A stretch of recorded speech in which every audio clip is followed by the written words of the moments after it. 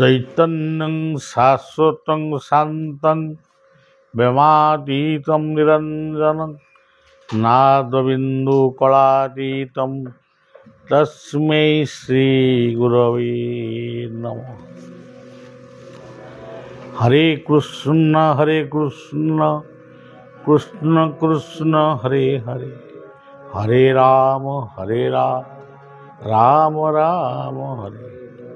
भजनिताय गौर राधेश्य जप हरे कृष्ण,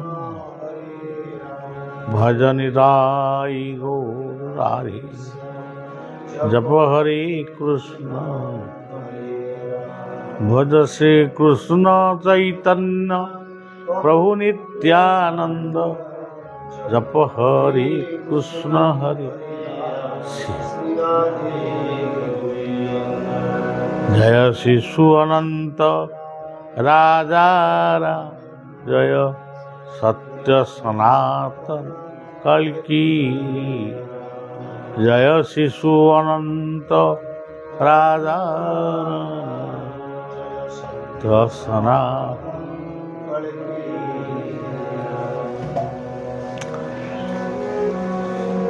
आज आमर पवित्र संध्यारे शिशु अनंत पवित्र क्षेत्र बा दरबार रे आमे सबुदिन भली आज भी गोटे सत्संग अनुष्ठित हम। यह आमर प्रत्येक दिन नित्य कर्म सहित समान। प्रार्थना परे टिके सत्संग हुए। आज भी से सत्संग हम, किंतु अप्रत्याशित भाव जो कथा बा जो कर्म बा जो लीला आसी पहुँची जाए, ताहा ही भगवत इच्छा बा भगवान कर आदेश बोली हमको धरिबा पड़ो। आमे पदे विपद कौन कही था कथारे सरी जाई था, किंतु हठात आमर ओडिशा रे जो गोटे संकीर्तन मंडली मान को नहीं जो जगन्नाथ नाम रे से संकीर्तन मंडली समर्पित होती। सेमाने समस्ते एकत्र भाव रे वर्ष को अंतत थरे दुई थर सेमाने विभिन्न स्थान रे वार्षिक उत्सव पालन करती एवं श्रृंखलित भाव रे से अनुष्ठान चली एवं से अनुष्ठान जो माने कर्मकर्ता से माने मध्य श्रृंखलित भाव रे से कार्यक्रमटी को करने सब प्रयत्नवान होती। आमर गोटे कोरोना आसवा पूर्वर गोटे कार्यक्रम होता 9टी कुंजरे 9 दिन धरी अखंड नाम कीर्तन होता। से कार्यक्रमटी आमे जाइथिलु अध घंटा घंटा जा हो अति सुंदर सेमिति कार्यक्रम मिलिब नहीं। सेठी प्रथम करी कोरोना आसुची गोटे महामारी तार उपशम पाई आमे सेठी प्रार्थना करथिलु। गोटे छोटिया औषध मध्य मु निजे कहिथिली समस्ते पंचगव्य सेवन करत। तापर से धीरे धीरे काया विस्तार करी जा हो से जाइछि, किंतु अच्छंती से बेले बेले देखा दउछंती पुणी जाउछंती या चली। से बड़ी भाव रे आमर यही अनंत क्षेत्र रे एथि मध्य ଅନେକ ସଂକୀର୍ତ୍ତନ ମଣ୍ଡଳୀମାନଙ୍କୁ ନେଇ ଗୋଟିଏ ମହାନ ମିଳନ ଉତ୍ସବ ହେଇଥିଲା।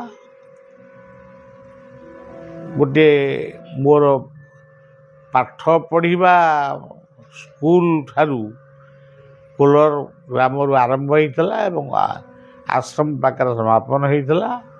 ସୁନ୍ଦର ସଭାଟି ହେଇଥିଲା। ସେଇଭଳି ଏ ବର୍ଷ ହଠାତ୍ ଗୋଟେ କାର୍ଯ୍ୟକ୍ରମ ଆମେ କରିଥିଲୁ। ବଳିଆ କିଛି କରିନି। ବଳିଆ ସବୁବେଳେ ହଁଟି ମାରେ। କାର୍ଯ୍ୟ କରନ୍ତି କର୍ମକର୍ତ୍ତାମାନେ, କେବଳ ବଳିଆ ପଛରେ ରହି ଟିକେ ଉତ୍ସାହିତ କରେ। ସେହିଭଳି ଆଶ୍ରମର ଅନ୍ତେବାସୀରୁ ଜଣେ ଦୁଇ ଜଣ ଏବଂ ସଂକୀର୍ତ୍ତନ ମହାମଣ୍ଡଳର ସଭାପତି ନବଘନ ବାବୁ ଏବଂ ତାଙ୍କର ଯେଉଁମାନେ କର୍ମକର୍ତ୍ତାମାନେ ଆମର ଇଏ ସଂକୀର୍ତ୍ତନ ମଣ୍ଡଳୀ ଭିତରେ ଅଛନ୍ତି, ସେଇମାନଙ୍କୁ ନେଇ ଗୋଟେ ବହୁତ ବଡ଼ ସଂକୀର୍ତ୍ତନ ଶୋଭାଯାତ୍ରା ବଳଦେବଙ୍କ କ୍ଷେତ୍ର, ତୁଳସୀ କ୍ଷେତ୍ର ବଳଦେବଙ୍କ ଗ୍ରାମରେ ବା କ୍ଷେତ୍ରରେ 3 ଦିନ ଧରି କାର୍ଯ୍ୟକ୍ରମ ଅନୁଷ୍ଠିତ ହୋଇଥିଲା। ପ୍ରଥମ ଦିନ ସଂକୀର୍ତ୍ତନ ସମାବେଶ, ଅନେକ ସଂକୀର୍ତ୍ତନ ମଣ୍ଡଳୀମାନେ ଆସିଥିଲେ। ଲମ୍ବା ଶୋଭାଯାତ୍ରାରେ ସେମାନେ ଆସିଥିଲେ। ସେଦିନ ଥିଲା ସଂକୀର୍ତ୍ତନ ସମାବେଶର ପ୍ରଥମ ଦିବସ, ପ୍ରଥମ ସନ୍ଧ୍ୟା। ସେଇଦିନ ଠାରୁ 3ଟି ଦିନ ପବିତ୍ର ଭାଗବତ କଥା ଇଏ ସମ୍ବନ୍ଧରେ ଆଲୋଚନା ଚକ୍ର ଅନୁଷ୍ଠିତ ହୋଇଥିଲା। ଆଲୋଚନାଟି କେବଳ ମାନେ ଏ ଯେଉଁ ଗପିବା ବା ପ୍ରବଚନ ଦେବା ଭିତରେ ସେମିତି ନଥିଲା। ସେଥିରେ ବିଭିନ୍ନ କାର୍ଯ୍ୟକ୍ରମ ବି, ସାମାଜିକ ସେବା କାର୍ଯ୍ୟକ୍ରମ ବି ଥିଲା। ଅନେକ ବ୍ୟକ୍ତିତ୍ୱମାନଙ୍କୁ ସମର୍ଥିତ କରାଯାଇଥିଲା। ଏଇଭଳି କେତେକ କାର୍ଯ୍ୟକ୍ରମ, ପ୍ରତ୍ୟେକ ଦିନ ମହୋତ୍ସବ ବି ହେଉଥିଲା। ମହାପ୍ରଭୁ ଚୈତନ୍ୟ ଆଜକୁ 500 ବର୍ଷ ତଳେ ସେ ହଠାତ୍ ଆବିର୍ଭାବ ହେଲେ, ଜନ୍ମ ନେଲେ ପବିତ୍ର ଗଙ୍ଗା ନଦୀ କୂଳରେ ଅବସ୍ଥିତ ନବଦ୍ୱୀପ ଧାମରେ।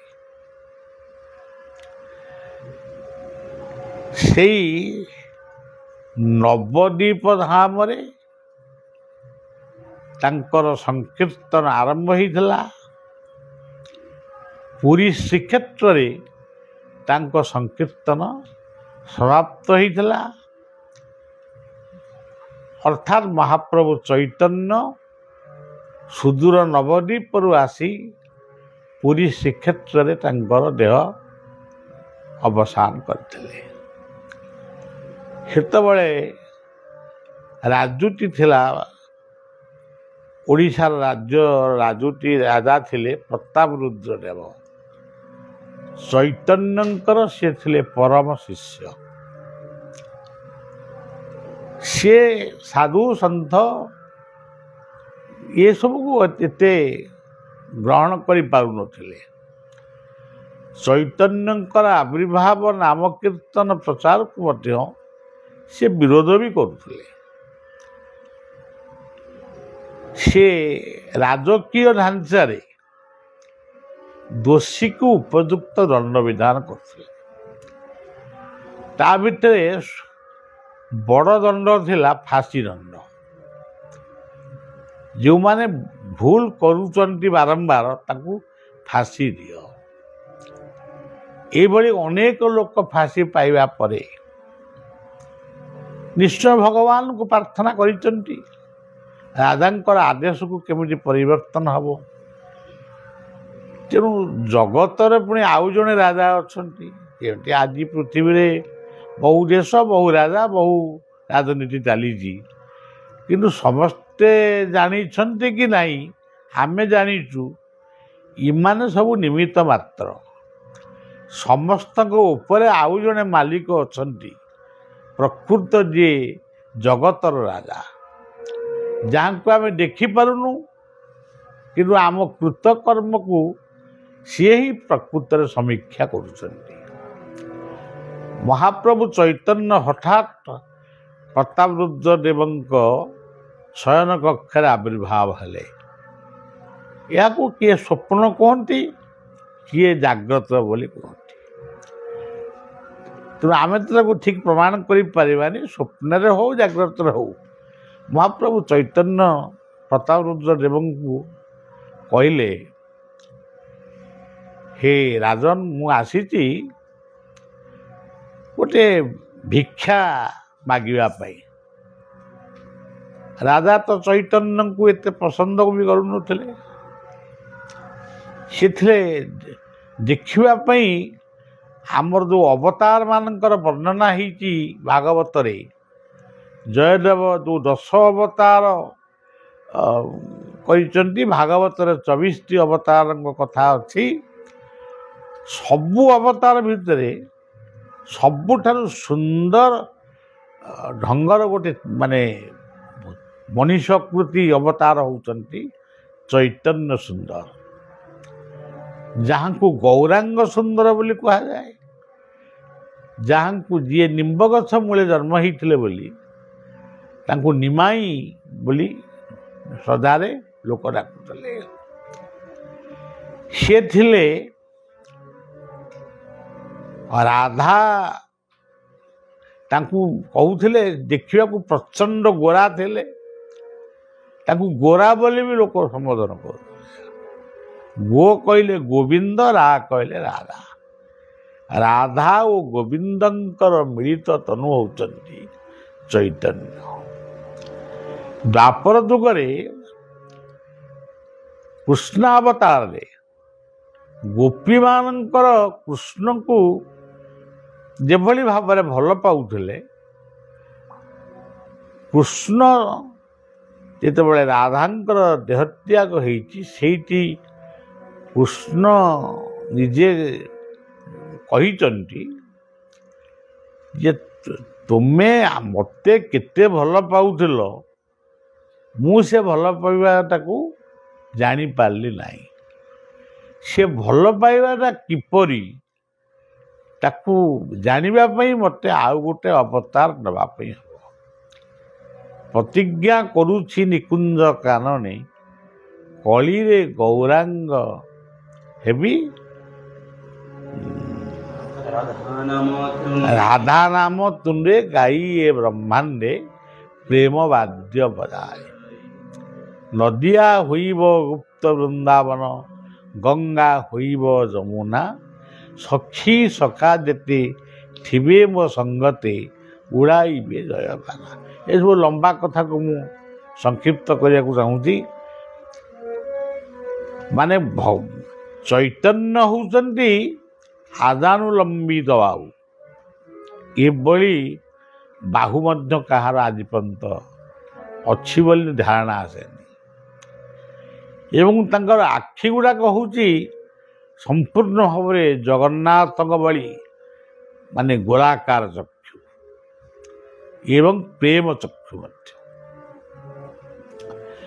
ସିଏ କୀର୍ତ୍ତନ ପ୍ରିୟ ଥିଲେ। କୀର୍ତ୍ତନ ତାକୁ ଓଲଟେଇ ଦେଲେ ନର୍ତ୍ତକୀ। ସେ ନର୍ତ୍ତକୀର ଢଙ୍ଗରେ କୀର୍ତ୍ତନ କରୁଥିଲେ। ରଥଯାତ୍ରା ସମୟରେ ସେ କୀର୍ତ୍ତନ କରୁଥିବା ସମୟରେ ତାଙ୍କ ପାଦ ଟିକେ କ୍ଷତ ହେଲା, ତାପରେ ତାଙ୍କୁ ଜ୍ୱର ହେଲା, ତାପରେ ସେ ଦେହ ତ୍ୟାଗ କରିଛନ୍ତି। କେବଳ ଗୋଟିଏ ବହିରେ ପ୍ରକାଶ ହେଇଛି ଯେ ଜଣେ ସାଧୁ ସେ କଥାଟିକୁ କହିଛନ୍ତି, ପ୍ରତାପରୁଦ୍ର ଦେବଙ୍କର ଗୁରୁ ହେଉଛନ୍ତି ଚୈତନ୍ୟ। ସିଏ ଜଗନ୍ନାଥଙ୍କ ଭିତରେ ଚୈତନ୍ୟଙ୍କୁ ଦେଖନ୍ତି, ଚୈତନ୍ୟଙ୍କ ଭିତରେ ଜଗନ୍ନାଥଙ୍କୁ ଦେଖନ୍ତି। ମହାପ୍ରଭୁଙ୍କର ଯେତେବେଳେ ଦେହତ୍ୟାଗ ହେଇଛି, ଆଜି ବି ପୁରୀ ଶ୍ରୀକ୍ଷେତ୍ରରେ ଗମ୍ଭୀରା ସିଏ ସ୍ଥାନ ବି ଅଛି। ମହାପ୍ରଭୁ ଚୈତନ୍ୟ ଯେଉଁ ବଉଳ ଗଛର ଡାଳରେ ଦାନ୍ତ ଘଷୁଥିଲେ ତାକୁ ପୋତି ଦେଇଥିଲେ, ସେ ଗଛଟା ବର୍ତ୍ତମାନ ବି ଅଛି। ତାକୁ ସିଦ୍ଧ ବକୁଳ ବୋଲି କୁହାଯାଏ। ତେବେ ଯାହା ହଉ, ସେଇ ଚୈତନ୍ୟଙ୍କୁ ସିଏ ଜଗନ୍ନାଥଙ୍କର ଯେଉଁଠି ନବକଳେବର ସମୟରେ ତାଙ୍କୁ ସମାଧି ଦିଆଯାଏ, ତାଙ୍କ ପୁରୁଣା ବିଗ୍ରହକୁ, ସିଏ ଯେହେତୁ ଭାବୁଥିଲେ ଚୈତନ୍ୟ ହେଉଛନ୍ତି ମୋ ପାଇଁ ଜଗନ୍ନାଥ, ରାଜାଙ୍କର ଆଦେଶ, ସେ ଆଦେଶ ଥିଲା ସେଇ ସ୍ଥାନରେ ମୋର ଗୁରୁ ବା ମହାପ୍ରଭୁଙ୍କୁ ସେଇଠି ସମାଧି ଦିଆଯିବ। ଏ କଥାକୁ ବଳିଆ ଏଠି କହୁଛି, ଗୋଟିଏ ବହିରୁ ଆପଣ ନିଶ୍ଚୟ ତାକୁ ପାଇବେ। ସେ ବହିଟିକି ଲେଖିଛନ୍ତି ଆମର ପୂର୍ବତନ ମୁଖ୍ୟମନ୍ତ୍ରୀ ଯିଏ ଥିଲେ ଜାନକୀ ବଲ୍ଲଭ ପଟ୍ଟନାୟକ। ସିଏ ଏ କଥାଟିକୁ ସଂଗ୍ରହ କରିଛନ୍ତି। ଜଣେ ସାଧୁଙ୍କ ମୁଖରୁ ସେ କଥାକୁ ସେ ଉଦ୍ଧାର କରି ସେ ବହିରେ ସେ ପ୍ରକାଶ କରିଛନ୍ତି। ଇଏ କଥାକୁ ବଳିଆ ହିଁ କେବଳ କହେ, କିନ୍ତୁ ଅନ୍ୟମାନେ ସମସ୍ତେ କହନ୍ତି। କିଏ କହେ ଚୈତନ୍ୟ ବିଲୀନ ହେଇଗଲେ, କିଏ କହେ ଜଗନ୍ନାଥଙ୍କ ସହିତ ମିଶିଗଲେ, କିଏ କହେ ସେ ସମୁଦ୍ର ବାଲିରେ ଯାଉଥିଲେ ଆମେ ଦେଖିଛୁ ସେ କୁଆଡ଼େ, ମାନେ ଏମିତି ବିଭିନ୍ନ କଥା ତାଙ୍କ ବିଷୟରେ କହେ। ଆଉ ସବୁଠାରୁ ନୃଶଂସ କଥା କହନ୍ତି କେତେକ, ଯେ ତାକୁ ପଣ୍ଡାମାନେ ମାରିଦେଲେ, ସେବକମାନେ ତାଙ୍କୁ ମାରିଦେଲେ, ଚୈତନ୍ୟଙ୍କ ପ୍ରଭାବକୁ ଏମାନେ ଆଉ ସହିପାରିଲେ। ଚୈତନ୍ୟଙ୍କ ଯେଉଁ ମହିମାକୁ ସମଗ୍ର ଚୈତନ୍ୟକୁ ମାନିବ, ଆଉ ଜଗନ୍ନାଥଙ୍କୁ କିଏ ମାନିବ? ଆକୁ ମାରିଦିଅ। କିନ୍ତୁ ପ୍ରକୃତରେ ବଳିଆର ଅନୁଭବ ଏଇସବୁ କଥା ହେଉଛି ଯେଉଁଟା କହନ୍ତି ଆମ ଓଡ଼ିଆରେ ଗୁଲିଖଟି ଗପ, ଏଗୁଡ଼ା ସବୁ ଗୁଲିଖଟି ଗପ। କିନ୍ତୁ ସେ ମହାପ୍ରଭୁ ଜଗନ୍ନାଥଙ୍କର ଶ୍ରୀଅଙ୍ଗରେ ବିଲୀନ ହେଇଛନ୍ତି, ଏକଥା ସତ୍ୟ। ସିଏ ସମାଧି ତାଙ୍କ ଦେହଟା କେଉଁଠି ନେଇଛି, କ'ଣ କରିଛି, ସେ କଥାଟା ଅଲଗା କଥା। ଆଜି ବି ଆପଣ ଜଗନ୍ନାଥଙ୍କ ମନ୍ଦିରର ଗରୁଡ଼ ସ୍ତମ୍ଭ ପାଖରେ ଦଣ୍ଡବତ ହେଲାବେଳେ ଗରୁଡ଼ ସ୍ତମ୍ଭର ଠିକ୍ ପଛକୁ ଗୋଟେ ସ୍ଥାନରେ ଆପଣ ଦେଖିବେ 3ଟି ଅଙ୍ଗୁଳି ଚିହ୍ନ ରହିଛି। ସେ ଅଙ୍ଗୁଳି ଚିହ୍ନଟି ହେଉଛି ମହାପ୍ରଭୁ ଚୈତନ୍ୟ। ସିଏ ଯେତେବେଳେ ପ୍ରଥମ ଜଗନ୍ନାଥଙ୍କୁ ଦର୍ଶନ କରିଛନ୍ତି, ସେ ଅଙ୍ଗୁଳି ଚିହ୍ନଟା ରହିଯାଇଛି। ତାକୁ କେବଳ ବୈଷ୍ଣବମାନେ ଖୋଜିକିରି ସେ ଜାଗାରେ ମୁଣ୍ଡରେ ମାରନ୍ତି। ଆମ କଟକର ଗଡ଼ଗଡ଼ିଆ ଘାଟରେ ଆପଣ ଦେଖିବେ, ଗଡ଼ଗଡ଼େଶ୍ୱର ମହାଦେବଙ୍କ ପାଖରେ ଦେଖିବେ ମହାପ୍ରଭୁ ଚୈତନ୍ୟଙ୍କର ପାଦପଦ୍ମ ଗୋଟେ ପଥର ଉପରେ ରହିଛି। ସିଏ ଆଜି ବି ପୂଜା ପାଉଛନ୍ତି, କିନ୍ତୁ କେହି ତାଙ୍କୁ ଜାଣୁନାହାନ୍ତି। ଏଇଭଳି ଭାବରେ ମହାପ୍ରଭୁ ଚୈତନ୍ୟଙ୍କର ଆଉ ଗୋଟେ ସ୍ୱରୂପ, ବାସ୍ତବ ସ୍ୱରୂପ ହେଉଛି, ଯେତେବେଳେ ଜଗନ୍ନାଥ ମାନେ ଅନବାସର ଗୃହରେ ରୁହନ୍ତି, ସେତେବେଳେ ବ୍ରହ୍ମଗିରିରେ ଅଲାରନାଥଙ୍କୁ ଦର୍ଶନ କରନ୍ତି। ମହାପ୍ରଭୁ ଚୈତନ୍ୟ ଯେଉଁ ପଥର ଉପରେ ପଡ଼ିଯାଇଛନ୍ତି ମୂର୍ଚ୍ଛା ଯାଇକିରି, ସେ ପଥର ଉପରେ ତାଙ୍କର ପୁରା ମୁଣ୍ଡଠାରୁ ପାଦ ପର୍ଯ୍ୟନ୍ତ ସେ ଚିହ୍ନଟି ଆଜି ବି ରହିଛି। ସେଠି ମନ୍ଦିରଟି ହେଇଯାଇଛି ଏବଂ ତାକୁ ବୈଷ୍ଣବମାନେ ଦର୍ଶନ କରନ୍ତି। ତେଣୁ ସେ କେଉଁଭଳି ଅବତାର ଥିଲେ, ଯେ ପଥର ଭିତରେ ଠିଆ ହେଇଗଲା ପରେ ମଧ୍ୟ ପଥର ତରଳି ଯାଉଥିଲା। ପୁରୀ ଜଗନ୍ନାଥଙ୍କ ମନ୍ଦିର ତାଙ୍କ ଆଙ୍ଗୁଳି ଚିହ୍ନ ଆଜି ବି ରହିଛି। ଗଡ଼ଗଡ଼େଶ୍ୱର ମହାଦେବଙ୍କ ନାଁ ଗଡ଼ଗଡ଼େଶ୍ୱର ହେଲା, ହେଲେ ମହାପ୍ରଭୁ ଚୈତନ୍ୟ ସେଠି ମାନେ କୀର୍ତ୍ତନ କରି ଗଢ଼ିଥିଲେ, ନା ଗଡ଼ଗଡ଼େଶ୍ୱର ମହାଦେବ ବୋଲି କୁହାଯାଏ। ତେଣୁ ମହାପ୍ରଭୁ ଚୈତନ୍ୟଙ୍କର କଥା ଆଜି ବି ପୃଥିବୀରେ ପ୍ରଚାର ହେଇପାରିନି।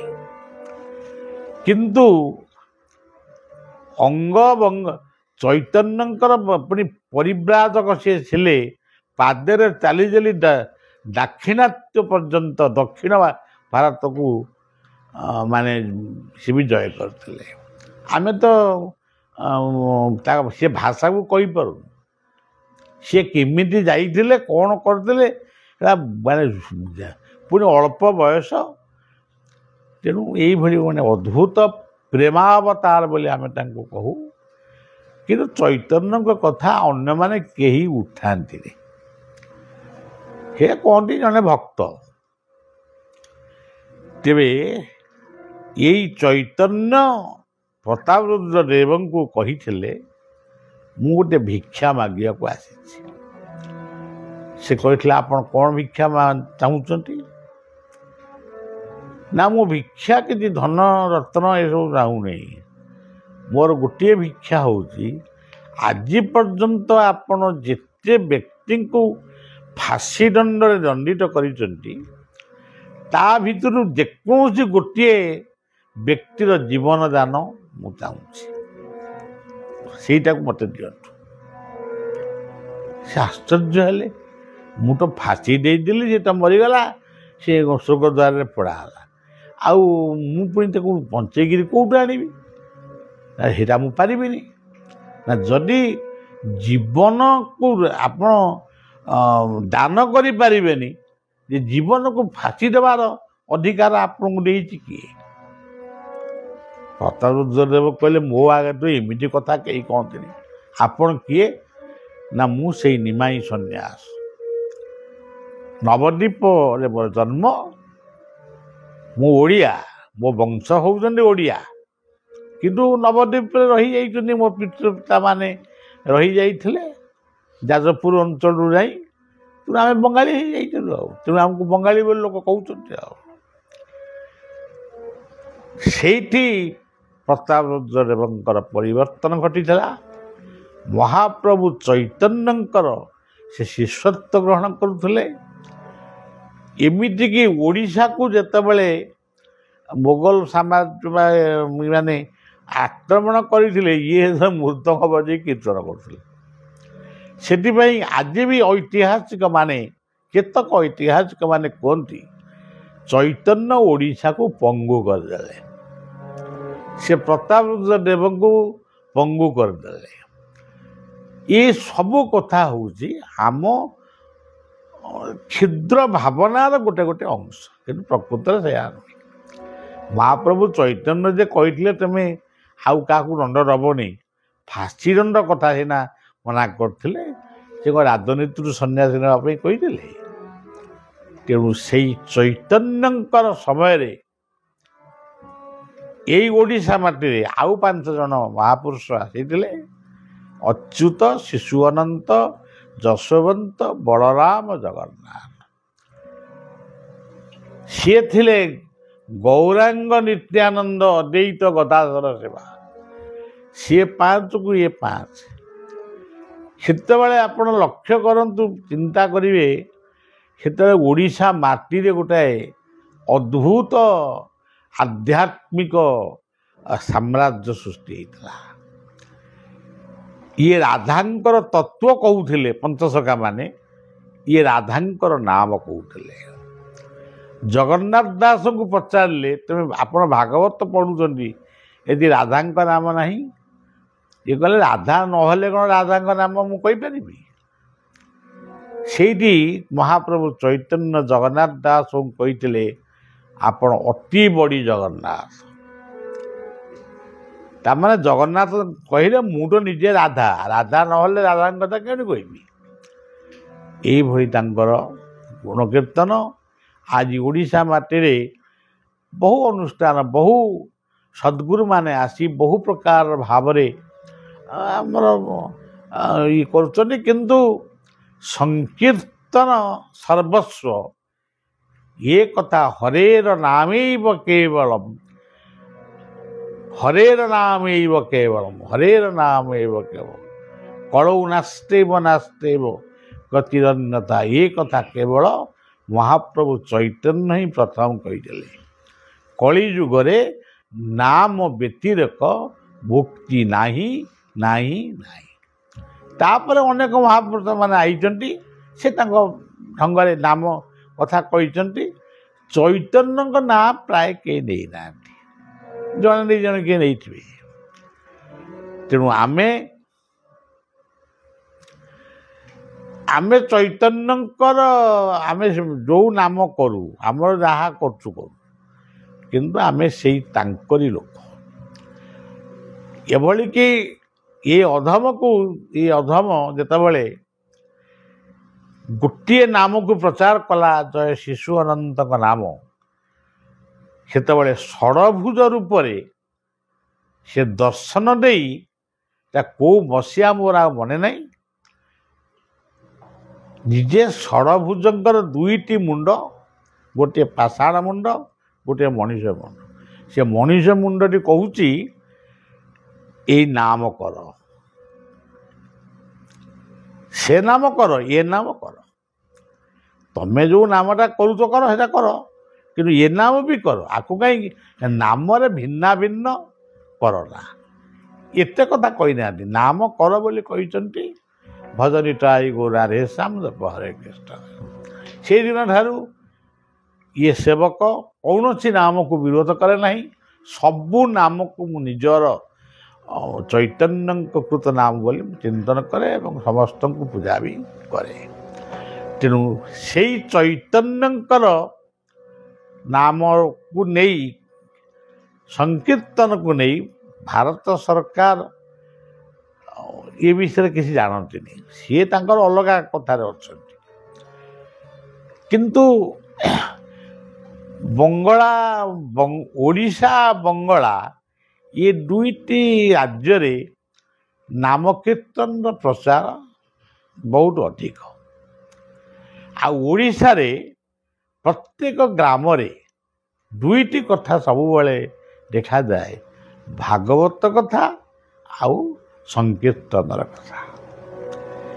ଏମିତି ସମୟ ଥିଲା, ଏମିତି ଗୋଟେ ଗାଁ ନଥିଲା ଯେଉଁ ଗାଁରେ କୀର୍ତ୍ତନ, ସେଟା କହନ୍ତି କୀର୍ତ୍ତନ ଆଖଡ଼ା ଟୁଙ୍ଗି ନଥିଲା କିମ୍ବା ଭାଗବତ ଟୁଙ୍ଗି ନଥିଲା। କିନ୍ତୁ ଆଜି ସବୁ ବିପନ୍ନ, ମଦ୍ୟ ମାଦକରେ ଆଜି ମଣିଷ ବ୍ୟସ୍ତ। ତଥାପି ସତ୍ୟ ବଞ୍ଚି ରହିଛି।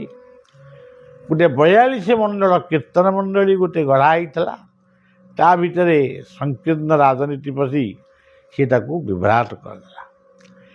ସେଥିରେ ମଧ୍ୟ ବଳିଆ ବହୁ ପରିଶ୍ରମ କରିଥିଲା। ବଳିଆକୁ ପ୍ରଥମ ପରିଚୟ ଓଡ଼ିଶା ମାଟି କରିଥିଲା ସେଇ ସଂକୀର୍ତ୍ତନ ସମାବେଶ କଟକରେ ସେଟା ହେଇଥିଲା। ମହାପ୍ରଭୁ ଚୈତନ୍ୟଙ୍କ 500 ବର୍ଷ ଜନ୍ମୋତ୍ସବ ଆମେ ପାଳନ କରିଥିଲୁ। ଇଏ ବେଶୀ ତ ସେଦିନ ଚାଲିଗଲା ପରେ ଆମେ ସେ କଥାଟାକୁ ମନେ ରଖିଥିଲୁ, କିନ୍ତୁ ଭାବୁଥିଲୁ ଗୋଟେ କେମିତି ହୁଅନ୍ତା ଏମିତି। ପୁଣି ହଠାତ୍ ଏଇ ନବଘନ ବାବୁ ଏବଂ ଆଉ କେତେଜଣ ମିଶି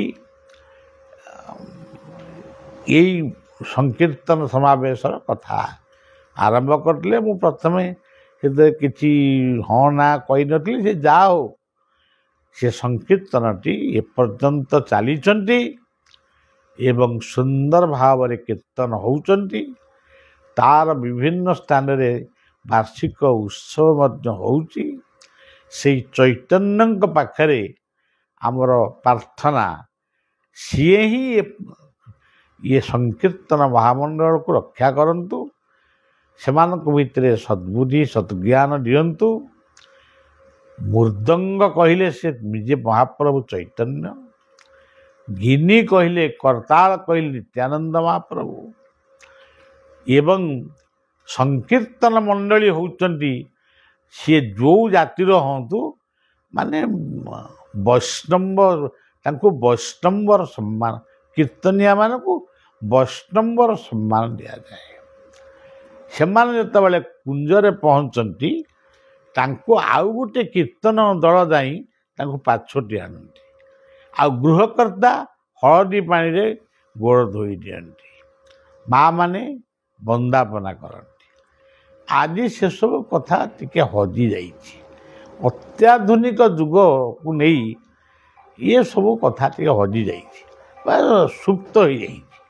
ତଥାପି ରହିଛି ଓଡ଼ିଶୀ କୀର୍ତ୍ତନ, ନଦିଆ କୀର୍ତ୍ତନ, ଇଏ କୀର୍ତ୍ତନ କେବେ ବୁଡ଼ି ପାରିବ ନାହିଁ। ଆଜି ଓଡ଼ିଶୀ କୀର୍ତ୍ତନ ମଧ୍ୟ ମାନ୍ୟତା ପାଇଛି। ଆଉ ଆମର ପୂର୍ବ ସରକାରଙ୍କ ସମୟରେ ସଂକୀର୍ତ୍ତନ ମଣ୍ଡଳୀ, ଓଡ଼ିଶାର ଏଇ ସଂକୀର୍ତ୍ତନ ମହାମଣ୍ଡଳୀମାନଙ୍କୁ ମଧ୍ୟ ସେମାନେ ଦେଇଛନ୍ତି ତାଙ୍କର ଯୋଗ୍ୟତା ଅନୁଯାୟୀ ତାଙ୍କୁ ପୁରସ୍କୃତ ଦେଇଛନ୍ତି, କିଛି ଭତ୍ତା ବି ଦେଉଛନ୍ତି। କାରଣ ଯେଉଁମାନେ ଧନୀ ଲୋକ ସେ କୀର୍ତ୍ତନ କରନ୍ତିନି, ତାଙ୍କୁ ନାଚିବା ପାଇଁ ନାଜ ମାଡ଼େ, ମୁଣ୍ଡ ହଲେଇବା ପାଇଁ ନାଜ ମାଡ଼େ। କୀର୍ତ୍ତନ କରନ୍ତି ଏଇମାନେ ଯେଉଁମାନେ ଆଜି ବି କୀର୍ତ୍ତନ କରୁଛନ୍ତି। ଏମାନଙ୍କର ଶିକ୍ଷାଗତ ଯୋଗ୍ୟତା ଯାହା ଥାଉ ନା କାହିଁକି, ଇଏ କୀର୍ତ୍ତନ ମାନେ କୀର୍ତ୍ତନ କରିବେ। ସେମାନେ ଖାଲି ଦେଖିବେ ଆଉ ଭଲ ହେଲା ବୋଲି କହିବେ। କିନ୍ତୁ ଆମର ଓଡ଼ିଶାରେ ଆଜି ବି ଭାତ ଡାଲମା, ଇଏ ଡାଲମା ଭାତ ପ୍ରଥମେ ଆରମ୍ଭ କରିଥିଲେ ମହାପ୍ରଭୁ ଚୈତନ୍ୟ। କଦଳୀ ପତ୍ରରେ ଖାଇବେ ସମସ୍ତେ, ଭାତ ଡାଲମା ସର୍ବନିମ୍ନ ଖାଦ୍ୟ ହେବ। ସେତେବେଳେ ମୃଦଙ୍ଗ ନଥିଲା, ଖଞ୍ଜଣି ବଜେଇକିରି ଆମର ଚାଲିଥିଲା କୀର୍ତ୍ତନ ପ୍ରଚାର। ଆଜି ସେଇ ସଂକୀର୍ତ୍ତନ ମହାମଣ୍ଡଳୀର ବଳଦେବଙ୍କ କ୍ଷେତ୍ରରେ ଯେଉଁ ଉତ୍ସବଟି 3 ଦିନ ଧରି ହେଲା, ସେ ଉତ୍ସବଟି ସଫଳ ହେଲା ଏବଂ ଆମେମାନେ ନିଜକୁ 3 ଦିନ ମଜେଇ ରଖିଥିବାରୁ ଆମ ଜୀବନ ବି ଧନ୍ୟ ହେଲା। ପୁଣି କେବେ ଠାକୁରଙ୍କ ଇଚ୍ଛା ହେଲେ ଭାବୁଛି ଏଇଠି ପୁଣି ଗୋଟେ ଅନନ୍ତଙ୍କ କ୍ଷେତ୍ରରେ ଆମେ ପୁଣି ସେ କୀର୍ତ୍ତନ ମଣ୍ଡଳୀମାନଙ୍କୁ ନେଇ ଗୋଟେ କୀର୍ତ୍ତନ ମହୋତ୍ସବ କରିବା। ତେବେ ଯେଉଁ କୀର୍ତ୍ତନ ମଣ୍ଡଳୀର ଆଜି ସମସ୍ତେ ଆସିଛନ୍ତି, ଏଇଠି ବସିଛନ୍ତି, ଏମାନେ ହେଉଛନ୍ତି ମୁଖ୍ୟ କର୍ମକର୍ତ୍ତା। ପ୍ରତ୍ୟେକ ସଂକୀର୍ତ୍ତନ ମଣ୍ଡଳୀମାନଙ୍କର ମୁରବୀମାନେ ଆସିଛନ୍ତି, କର୍ମକର୍ତ୍ତାମାନେ ଆସିଛନ୍ତି। ଆସିବାର କାରଣ କ'ଣ? ମୁଁ ଅପ୍ରତ୍ୟାଶିତ ଭାବରେ ଦେଖି ପକେଇଲି କି କ'ଣ ଏତେ ଗୁଡ଼ିଏ ଲୋକ ଆସିଲେଣି। ମୁଁ ପ୍ରଥମରୁ କହିଥିଲି ଯେଉଁଟା ତୁମେ ଭାବିନଥିବ ହେବ ସେଇଟାକୁ ଆପଣ ଭଗବତ ଇଚ୍ଛା ବୋଲି ଭାବିବେ। ତେଣୁ ଭଗବାନଙ୍କର ଇଚ୍ଛା। ମୁଁ ବି ବାହାରକୁ ଯାଇଥିଲି, ଏଇ ଖରାବେଳେ ପହଞ୍ଚିଛି। ମୋ ଦେହ ଟିକେ ଅସୁସ୍ଥ ଅଛି, ତଥାପି କୀର୍ତ୍ତନ ମଣ୍ଡଳୀମାନେ ସବୁ ଆସିବାରୁ ଗୋଟେ ଆନନ୍ଦ ସୃଷ୍ଟି ହେଲା। ତେଣୁ ଆମର ସେଇ କୀର୍ତ୍ତନ ମଣ୍ଡଳୀମାନଙ୍କୁ ନିବେଦନ, ମୁରବୀମାନେ ଯେଉଁମାନେ ବସିଛନ୍ତି ସେମାନେ ମୋତେ କ'ଣ କୃତଜ୍ଞତା ଜଣେଇବେ। ମୁଁ ଆମର ଅନୁଷ୍ଠାନଟି ହେଇଗଲା, ସେଇ ମୋର କୃତଜ୍ଞତା ବହୁତ ହେଇଗଲା। ସେଇମାନେ ଶୃଙ୍ଖଳିତ ହେଲେ। ଆପଣ ଦେଖିବେ ଗୋଟେ ଓଳାଶୁଣୀ ଅରକ୍ଷିତ ଦାସଙ୍କ ଗୁମ୍ଫାରେ ଏଇ ସଂକୀର୍ତ୍ତନ ମଣ୍ଡଳୀମାନେ, ଆମର ଏଇ ଯେଉଁମାନେ କେନ୍ଦ୍ରାପଡ଼ାରେ କରିଥିଲେ, ସେଇମାନେ ଏତେ ବଡ଼ ଅପୂର୍ବ ସଂକୀର୍ତ୍ତନ ମାନେ ମହୋତ୍ସବ ସେଠି ହେଇଥିଲା, ତା ଭୁଲି ହେବନି। ଏମାନେ କୀର୍ତ୍ତନ କରିକିରି ସେ ମାନେ ସେ ଓଳାଶୁଣୀକି ପରିକ୍ରମା କରିପାରିଲେ। କିନ୍ତୁ ଆଉ କହିବି କ'ଣ, ଓଳାଶୁଣୀର ଯିଏ ମହନ୍ତ ଥିଲେ ସିଏ ମାନେ କେତେବେଳେ ଯାଇକିରି ଘରୁ ବାହାରିଲେ, ମଠରୁ ବାହାରିଲେ। 100ଟି ଟଙ୍କା ମଧ୍ୟ ତାଙ୍କୁ ମିଳିଲାନି। ତାଙ୍କୁ ଏତେ ସମ୍ମାନ ଦିଆଗଲା, 100 ଟଙ୍କା କୀର୍ତ୍ତନର ମହୋତ୍ସବରେ ଖର୍ଚ୍ଚ କର, ସେଇଟା ବି ହେଲାନି। ତେଣୁ ସେଇଭଳି ପ୍ରେମ ଭଲ ପାଇବା ନ ରହିଲେ କେହି କୀର୍ତ୍ତନିଆ ହେଇପାରିବେ ନାହିଁ। ତେଣୁ ଆମ ଜୀବନ, ଆମେ ଆଜି ଗୀତା କହୁଛୁ, ଭାଗବତ କହୁଛୁ, କ'ଣ କହୁଛୁ, କିନ୍ତୁ ପ୍ରକୃତରେ ଆମ ଜୀବନ ଆରମ୍ଭ ହେଇଛି କୀର୍ତ୍ତନରୁ। ମୁଁ ଜଣେ କୀର୍ତ୍ତନିଆ ରୂପରେ ପ୍ରଥମ ପରିଚୟ ହେଇଛି, ତାପରେ କ'ଣ ଗୋଟେ ହେଇଛି। ତେଣୁ ସେଇମାନଙ୍କୁ ମୋର ନିବେଦନ, ସେମାନେ ଏ ମହାମଣ୍ଡଳଟିକୁ ରଖନ୍ତୁ। ପୁଣି ପରବର୍ତ୍ତୀ କାର୍ଯ୍ୟକ୍ରମକୁ ଗୋଟେ କେମିତି କରିବା ତାକୁ ପୁଣି ଚିନ୍ତନ କରିବା। ସମସ୍ତଙ୍କୁ ଶୁଭେଚ୍ଛା ଜଣାଇ, କର୍ମକର୍ତ୍ତାମାନଙ୍କୁ ଶୁଭେଚ୍ଛା ଜଣାଇ ଏଇ ଅପୂର୍ବ ସମାବେଶ ଦୀର୍ଘାୟୁ ହେଉ। କେହି ଯେଉଁ ଦୁନିଆରେ ଚିରସ୍ଥାୟୀ ନୁହନ୍ତି, କିନ୍ତୁ ଆମ ପରେ ବି ଏହାର ଚାଲିଥାଉ, ଏତିକି ପ୍ରାର୍ଥନା କରି ମୋର କଥାକୁ ସମାପନ କରୁଛି। ରାଧାରମଣଙ୍କର ସେ ନାମଟି କରି କଥା ଶେଷ କରିବା। ଜୟ ଜୟ ରାଧା।